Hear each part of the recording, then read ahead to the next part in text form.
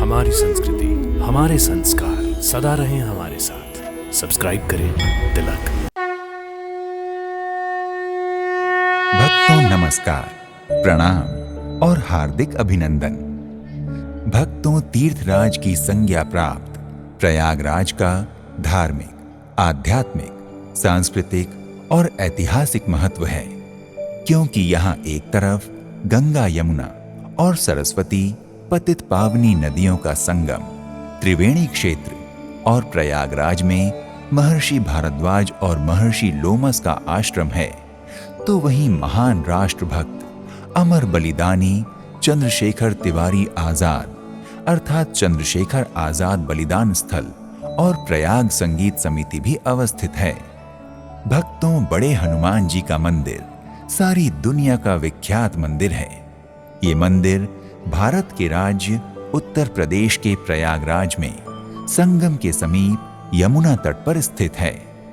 इस मंदिर की विशेषता ये है कि यहाँ हनुमान जी की अद्भुत दक्षिणाभिमुखी मूर्ति लेटी हुई अवस्था में विराजमान है। यहाँ भगवान हनुमान जी की लेटी हुई मूर्ति को पूजा जाता है। ये मूर्ति लगभग 20 फीट लंबी है और धरातल से 8 से 10 फीट नीचे अवस्थित है। संगम नगरी में इन्हें बड़े हनुमान जी, किले वाले हनुमान जी, लेटे हनुमान जी और बांध वाले हनुमान जी के नाम से जाना जाता है। बड़े हनुमान जी महाराज जो है हमारे तीर्थराज प्रयाग के कोतवाल कहे जाते हैं। यहाँ तीर्थराज में जितने भी तीर्थ हैं, इन तीर्थों की जो रक्षा करते हैं स्वयं हनुमान जी महाराज करते हैं।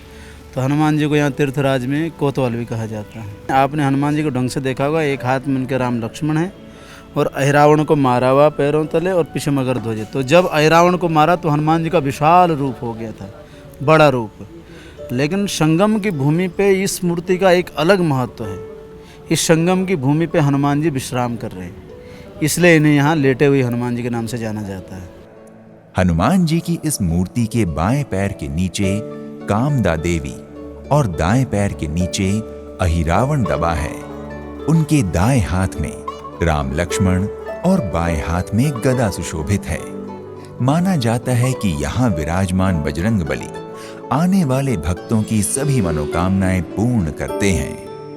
भक्तों, एक पौराणिक कथा के अनुसार त्रेता युग में जब प्रभु श्री राम रावण का वध करके माता सीता, भाई लक्ष्मण और प्रिय भक्त हनुमान के साथ संगम स्नान करके ऋषि भारद्वाज के आश्रम की ओर जाने लगे, तो हनुमान जी इसी स्थान पर अत्यधिक थकान के कारण मूर्छित हो गए। जगत जननी माता सीता से हनुमान जी का कष्ट देखा न गया, इसलिए उन्होंने हनुमान जी का शारीरिक कष्ट दूर करने हेतु स्वयं अपने हाथों से पवन पुत्र के शरीर पर अपने सुहाग के सिंदूर का लेप लगाया और उन्हें अजर अमर रहने का अमोघ आशीर्वाद दिया। जो भी इस त्रिवेणी तट पर संगम स्नान को आएगा, उसे संगम स्नान का असली फल तभी मिलेगा जब वो हनुमान जी के इस विग्रह का दर्शन करेगा। इसलिए आज भी भक्त इस मंदिर में सिंदूर और कुमकुम चढ़ाते हैं। भक्तों, अगर आप प्रयागराज पहुंचकर बड़े हनुमान जी के दर्शन, पूजन और उनका आशीर्वाद प्राप्त करने के इच्छुक हैं, तो अपने बजट, क्षमता और सुविधा अनुसार यात्रा का शुभारंभ कीजिए। तो आज के इस एपिसोड में इतना ही। एक नए धाम की यात्रा में फिर मिलते हैं। नमस्कार, प्रणाम, इति शुभम।